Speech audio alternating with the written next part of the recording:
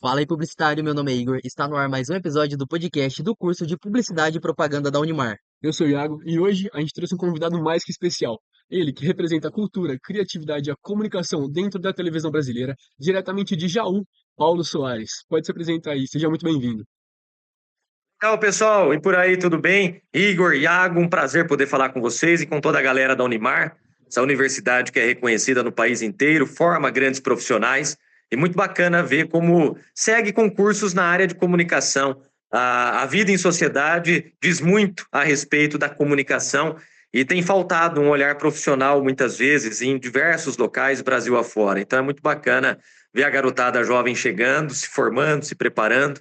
Eu fui professor universitário durante quase 10 anos em cursos de comunicação também. E é muito duro quando a gente vê a nossa área com portas se fechando, há uma transformação que acaba fechando oportunidades. Por outro lado, me enche de esperança o coração quando eu vejo gente jovem como vocês levando adiante essa preparação profissional. Estou à disposição para esclarecer o que for necessário que eu puder colaborar. Bom, Paulo, agradeço de novo aí pela sua presença. E para a gente começar, eu queria fazer a nossa pergunta, eu queria saber como você ingressou no jornalismo. Se foi algo que foi um sonho de criança desde sempre, ou se veio com você no decorrer da sua vida, que você pensou e veio a se tornar a sua carreira. Olha, Iago, na realidade eu tinha um sonho desde a infância de trabalhar com jornalismo. Mesmo que eu ainda não soubesse na infância o que era o jornalismo na essência, vocês são de uma geração mais nova, eu brincava com fita cassete no gravador, apertava o botão e ficava ali imitando os locutores da rádio. Tem fita com gravação minha com 5, 6 aninhos, já brincando disso. Quer dizer, algo estava realmente dentro de mim. Hoje eu estou com 40 anos, desses 40, mais da metade dedicados à comunicação. Agora, em junho, eu completo 21 anos de jornalismo e eu me formei na Unesp em Bauru. E desde o primeiro ano de faculdade, que foi em 2004, eu já trabalhei na área. Eu estou falando sobre os períodos, os tempos e a minha formação, justamente para responder a sua questão. Como é que eu entrei e comecei a trabalhar? Porque uma coisa é eu querer, eu gostar, e a Muito outra é bom. eu ter oportunidade para trabalhar com isso, numa área que tem um mercado cada vez mais enxuto, redações enxutas, tudo é redução de custo, é tecnologia chegando e você tendo que se reinventar. Havia a história lá quando eu comecei, se coloque num período pré-rede social, né? Um período pré-histórico de comunicação, sem rede social. Eu tinha como opção o rádio, o jornal impresso, a televisão e eventualmente algum site de notícias estavam aparecendo ali os primeiros sites começando a se consolidar. Era essa a realidade daquele momento, há 21 anos, quando eu comecei no jornalismo. E o que se dizia era, a gente precisa do Sim. QI, de quem indica para entrar, porque é um meio fechado, porque é panela, porque isso e aquilo. E eu nunca dei moral para isso. Eu não tenho o tal do QI, eu não sou de família rica, eu não tenho nome conhecido, porque isso abre porta em cidade pequena, no interior. A gente sabe como é que as coisas funcionam, lamentavelmente. Eu fui na raça. Eu gostava muito de esporte, gosto até hoje. Sou torcedor fanático do 15 de Jaú, que amarga a Série Legal. A3 junto com o MAC aí de Marília. E eu pensava o seguinte: o 15 é uma porta para eu entrar no jornalismo, eu já gosto, vou lá. E eu comecei a fazer textos sobre o 15 e a mandar para um site que trabalhava com futebol no interior. É, de graça. Eles não queriam nem de graça, mas eu teimei. Eles aceitaram textos. Eu comecei a furar os veículos tradicionais que faziam a cobertura do 15. E nisso, começaram a ler os meus textos na rádio, a usar no jornal do dia seguinte, dando créditos, mas os caras não sabiam quem eu era. E aí eu comecei a Muito bom. passar nessas rádios, nos jornais, dizer, eu sou o cara que você citou lá. Tudo bem? Posso conhecer o seu trabalho? E nisso as coisas foram girando, eu fui abrindo oportunidades. Poucos meses depois eu estava num jornal impresso diário, mais alguns meses eu fui para a rádio. Eu cheguei a ter 5 empregos ao mesmo tempo. Eu trabalhei com assessoria de imprensa, um jornal semanal, com revista, com outro site. Eu fui assessor de deputado em Brasília, TV aberta já é a terceira vez que eu estou trabalhando. Trabalhei em TV fechada. Meio que o que dava para se fazer no jornalismo, um pouquinho de tudo eu fiz ao longo desse período. vim ganhando quilometragem, né? Horas de voo para poder chegar em destinos mais distantes. Paulo, muito interessante, cara. Agora, puxando um pouquinho do gancho da sua resposta anterior, fala pra mim, como que foi a sua entrada no SBT? Se surgiu uma oportunidade, se você correu atrás, conta um pouquinho pra gente também. Nesse meandro todo que eu citei, né? Essas empresas todas, locais diferentes em que eu trabalhava numa TV a cabo, a então TV local de Jaú. Chegava para poucas centenas de pessoas, mas era fundamental na minha formação para eu ganhar uma experiência. Um belo dia, eu recebi uma ligação de uma pessoa do SBT dizendo: eu te assisto na TV local e eu tenho um freela para te oferecer. Era um publi editorial, era uma matéria comprada, vamos dizer, para divulgar uma empresa, uma festa de uma empresa. E vai aparecer nos boletins no meio da programação. Falei, pô, tá aí, legal. Você me viu, gostou? Faço, lógico que eu faço. Pagava R$ 50 o freela. É, mas eu fiz justamente pela oportunidade, pela experiência. Algum tempo depois, eu tinha parado com algumas atividades que eu vinha fazendo na rádio, estava muita coisa acumulada, eu estava fazendo TCC, final de faculdade e tal. Eu recebo uma ligação. Eu me lembro que eu estava na Tanger, numa loja no centro da cidade com a minha esposa, um dia à tarde. Era o então apresentador do SBT, que fazia esse horário do almoço que eu faço hoje. Ele me disse: ô irmão, tudo bem? Eu vi sua matéria aqui que você fez, essa comercial que eu fui contratado para fazer freela. Eu tô precisando de repórter. Você topa? Falei, pô, vou trabalhar no SBT, cara, né? E aí, mostrei o trabalho e procurando trilhar uma trajetória, sabe, responsável, firme, colocando interesse público. Eu sempre acreditei e sigo acreditando nisso. Por mais que as grandes corporações tenham seus interesses Muito bom. comerciais, econômicos, é aqui, ó, no chão de fábrica, né, no estúdio, na redação, que a gente faz a coisa acontecer e coloca o interesse público sempre em primeiro lugar, procurando dar voz às pessoas. Isso tudo sempre me estimulou. E foi o que acabou me abrindo portas. Eu vim para cá, 3 meses depois, esse cara decidiu ser candidato a vereador em Bauru, e, Legal. e ele falou: irmão, eu vou ter que me afastar para ser candidato. Você apresenta? Jogou isso no meu colo. Você dá conta? Eu falei: não, não, lógico que não. Entendo, entendo. Mas eu tento. E aí foi. Depois disso, eu fiquei mais um tempo aqui no SBT.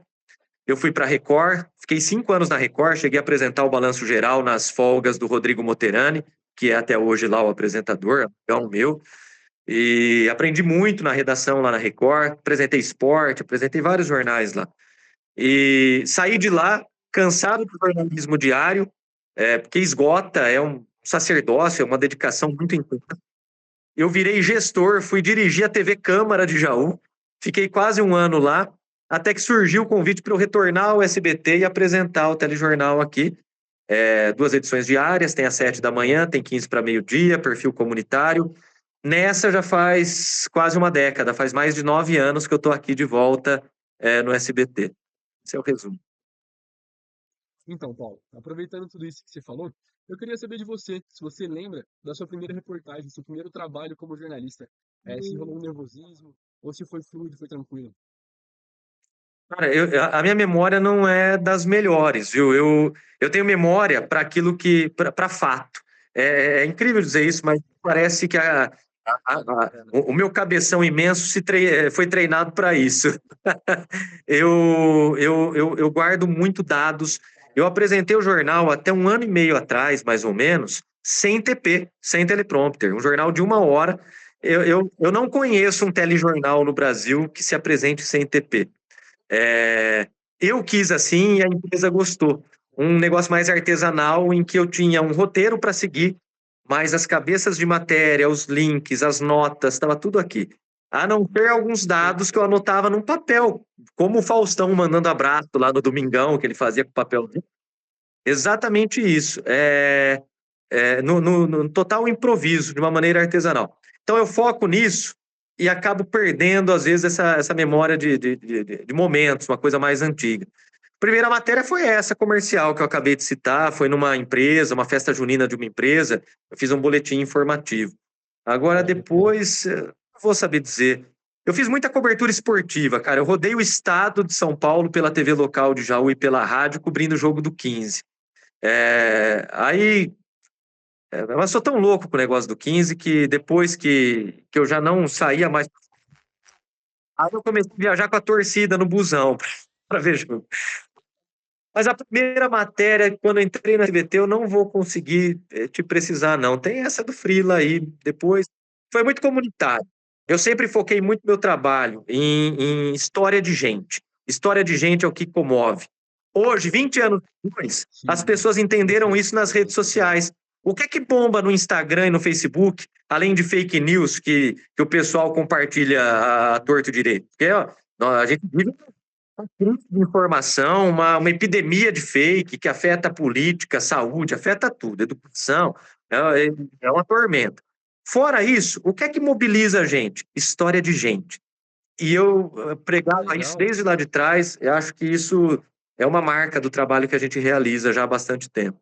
Perfeito, Paulo. Cara, agora eu gostaria de saber, em referente à diferença, né? A gente sabe que a realidade do interior é bem diferente da capital, então a gente gostaria de saber como que funciona o jornalismo aqui e na capital, as diferenças. Você pode contar um pouco pra gente? Deixa eu só retomar, eu sou prolixo, gente, eu vou lembrando de Ah, coisa, não, eu não vou tem problema, contando. não. Fica à é, vontade. eu, eu sou mais ou menos para entrevistar, para ser entrevistado eu não sou Entendo, bom, eu, entendo. eu sei fazer pergunta, não responder. Sobre as matérias, eu entrevistei muita gente interessante, assim, pela marca na história ou pelo talento, enfim, ao longo dessa trajetória, né?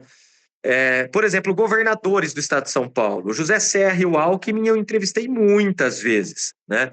O João Dória, acho que uma, duas depois do final. Eu estou falando do tempo que eu fui repórter, estava na rua fazendo matérias, né? Ou até entrevistas à distância.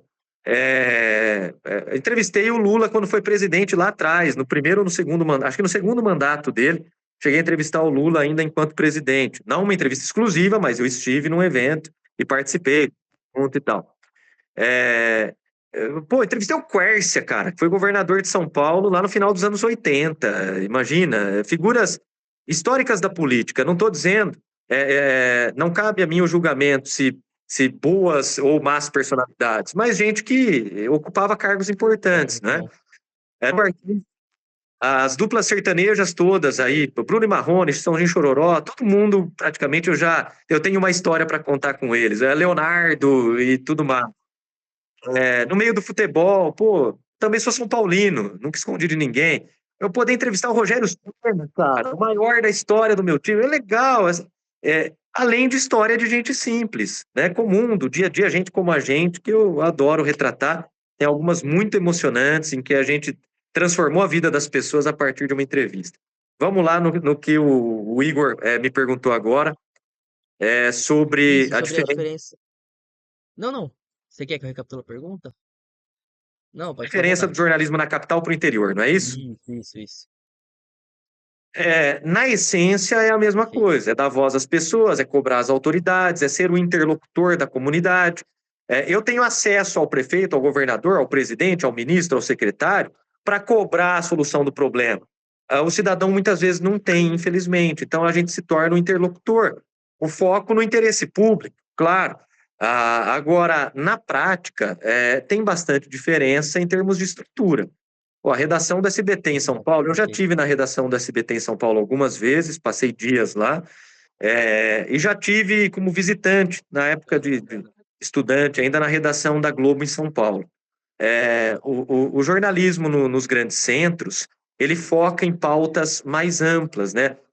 Porque o público é maior, mais heterogêneo, então pautas de interesse estadual, de interesse nacional são um foco. E a estrutura é imensa. A estrutura técnica, a estrutura de retaguarda, de produtor para te dar uma pauta e tal. Aqui no interior, pô, a gente bota dois jornais diários no ar com meia dúzia de pessoas. Nós não temos 10 pessoas envolvidas nesse produto aqui Perfeito, que está há perfeito. uma década no ar. A estrutura é bem mais enxuta. Eu estou num estúdio, se eu conseguir mostrar para vocês, ó, uma estrutura enxuta, mas eficiente, bastante eficiente. Eu tenho duas câmeras, são câmeras, essas robozinhos, né, com controle remoto. Elas são operadas da nossa switcher, que está ali. A Jaque está fazendo a faxina agora, que o pessoal acabou de sair. Não sei se dá para ver. Tem um vidro aqui separando, né? Bom, muito bom. É uma estrutura bem enxuta, simples, mas funcional. Aqui é a bancadinha onde eu fico e é um negócio bem artesanal mesmo. Enquanto na capital você tem uma estrutura muito maior, uma retaguarda maior, é, salários maiores. E a, a capital tem essa questão toda. Mas eu vou dizer para você que eu gosto muito de trabalhar no interior do estado. Eu tive convites para trabalhar com jornalismo em São Paulo, no meu tempo de Record, e depois no SBT também. Eu cheguei a ser convidado para ser repórter em São Paulo. No caso, na Record era para o Balanço Geral, SBT era para o Primeiro Sim, Impacto. Para perfeito, fazer muito bom. factual na rua, fazer bairro, enfim, operações policiais de manhã, na madrugada, esse tipo de coisa. Eu gosto Hum, daqui, cara. Eu gosto da vida no interior e eu gosto de morar a 5 minutos do meu trabalho. E aqui eu vou te dizer um outro diferencial. A gente aprende a fazer tudo. Eu hoje não sou o melhor do mundo, mas me sinto preparado para assumir qualquer função dentro do jornalismo, legal. porque eu fui obrigado a ser produtor, editor-chefe, operador de GC, cinegrafista, repórter, apresentador, às vezes tudo ao mesmo tempo para poder botar o jornal no ar. Não é segmentado. A gente acaba, por necessidade, tendo que aprender um pouco de tudo. Perfeito, muito bom. Aproveitando o que você tinha falado um pouco anteriormente, queria te perguntar, você desde sempre teve uma conexão muito forte com o seu público. A gente percebe isso em todos os seus jornais e tal. Eu queria saber de você como que foi construir essa conexão, porque você é muito próximo do público com quem você fala, e eu queria saber se essa conexão foi algo natural que veio conforme você ia apresentando, ou se foi algo pensado. Atuar no social era uma vontade da minha vida pela minha própria formação dentro de casa, com os meus pais. Perfeito. Então, é algo que eu trago comigo, qual fosse a minha profissão, né? Qualquer que fosse a minha profissão, certamente eu teria algo. Eu pensava no jornalismo como algo que tinha que fazer sentido para a minha vida, além do salário. O salário é importante, é necessário, mas eu queria algo que fizesse sentido além disso. E o jornalismo me deu esse compromisso social. Então, essa aproximação, no meu entendimento, ela acontece pelo recorte que a gente traz da realidade, que é um recorte muito humanizado. Eu não consigo dar a notícia de uma morte trágica sem falar para aquela mãe, externar os meus sentimentos, dizer que Deus conforte seu coração. Isso foge do padrão do jornalismo, mas eu não consigo fazer com que aquilo seja só um número, só uma estatística, como muitas vezes o telejornalismo faz Brasil afora. Eu tento Bom, trazer a muito bom. pessoa para dentro, para perto da gente aqui, para dentro da televisão. Ao mesmo tempo em que eu procuro externar aquela indignação, aquela revolta pelo problema que não se resolve, pela falta de vaga na creche, pela falta do medicamento, pelo que você paga o asfalto na porta de casa, campanhas de solidariedade, quantas e quantas a gente encabeçou. Ah, teve uma enchente, destruiu uma cidade toda, tá todo mundo desesperado, calamidade pública. Pô, vamos fazer o jornal de lá e vamos mobilizar, porque tem muita gente boa querendo ajudar e não sabe como. Vamos mobilizar a solidariedade, levar essa mensagem. Então, acho que esse olhar humanizado, ele Perfeito, também perfeito, muito traz o bom. público para perto. E uma linguagem simples. A gente procura. O desafio da TV é escrever como se fala, é a gente Hum, poder transmitir com simplicidade. Ainda a respeito disso, muita gente questiona sobre sensacionalismo, não é? A gente aqui tem por política, desde que eu comecei esse projeto, eu coloquei isso para a equipe, todo mundo legal. respeita. A gente não explora a dor de ninguém. A gente não quer ficar exibindo sangue, pessoa morta. A gente trata da realidade, com a dureza que ela tem, do jeito que tem que ser, com as cobranças, mas evita expor a dor do outro com um detalhe. E aí a gente anda numa linha muito tênue. Às vezes a gente erra, como qualquer profissional erra na execução do seu trabalho. Que é o seguinte: se eu estou entrevistando uma mãe que está com um filho desaparecido, por exemplo, ou uma mãe que está com um filho em casa, ele usa drogas, ela não consegue uma internação, ele está furtando a própria casa da família para comprar droga. Estou dando uma ideia aqui, uma hipótese. Se eu chegar Bom, lá e muito fizer bom. friamente uma matéria com essa mãe, ela vai sensibilizar zero pessoas. Eu preciso que aquela reportagem, mais do que ela consiga encontrar uma solução para aquela família, ela reflita o anseio de tantas e tantas outras famílias que enfrentam o mesmo problema e que estão acompanhando o meu jornal. E que por ali vão encontrar um caminho, vão encontrar uma esperança, uma luz, uma solução. Eu preciso mostrar sensibilidade. Mas botou lá aquela mãe chorando. Mostrar ela chorando é mostrar que tem um ser humano sofrendo com aquilo. Eu mostrar ela desesperada, soluçando, desmaiando com a situação, é explorar a dor dela. Então há uma Sim, diferença entre perfeito, humanizar perfeito, muito e bom. explorar de forma sensacionalista. A gente procura balancear isso para não causar mais dor e sofrimento a quem já passa um aperto.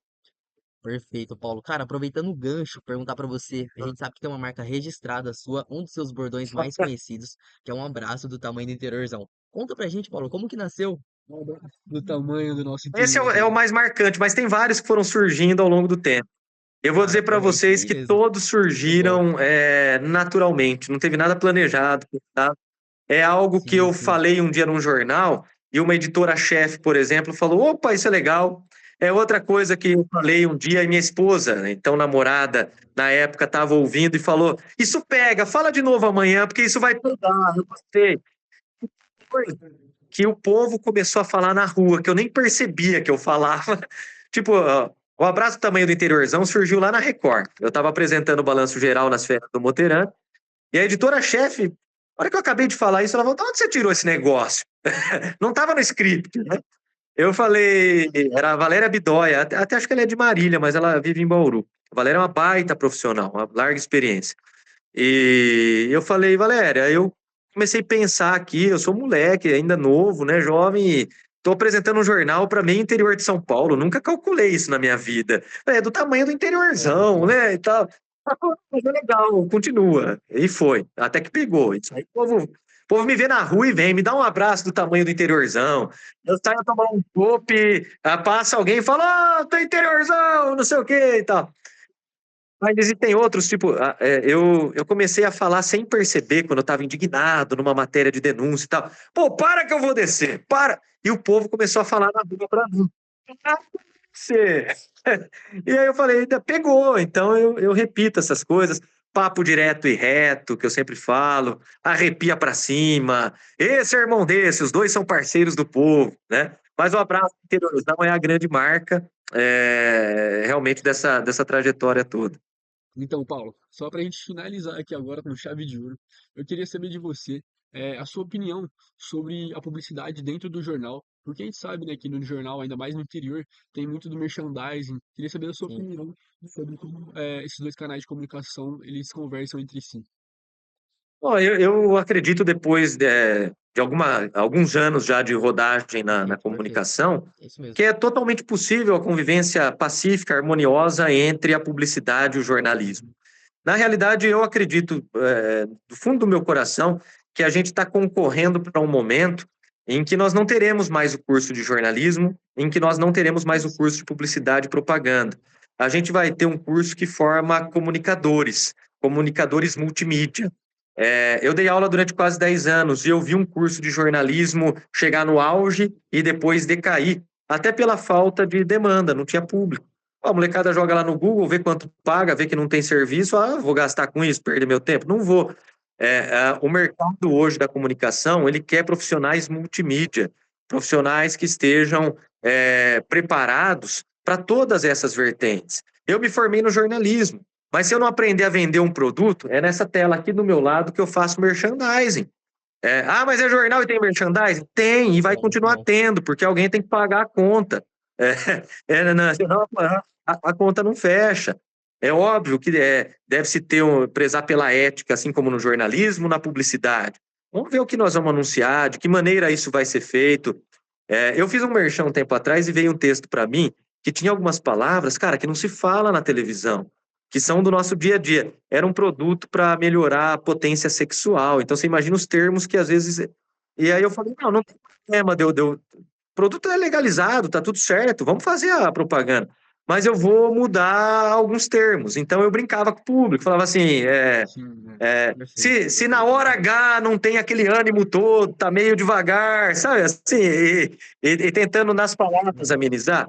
Então não é tudo que você vai anunciar, não é de qualquer maneira que você vai anunciar, mas é totalmente possível e até necessária a convivência pacífica entre o conteúdo jornalístico e o conteúdo publicitário. O conteúdo jornalístico precisa vender Legal. também, precisa de público, precisa se vender, no sentido de fazer girar financeiramente.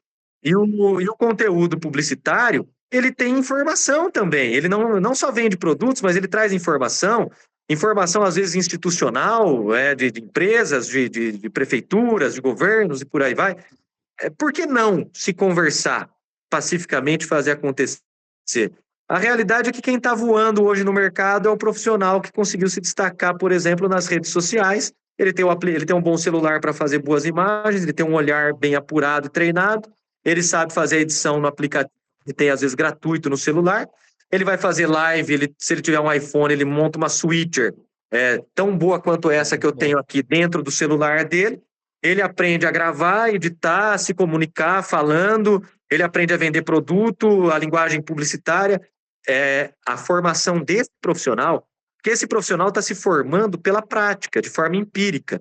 Quando a gente conseguir criar um curso que possa formar esse profissional, eu acho que a gente encontra um caminho para o futuro da comunicação, unindo publicidade, jornalismo, marketing e outras áreas, eventualmente, aí da comunicação.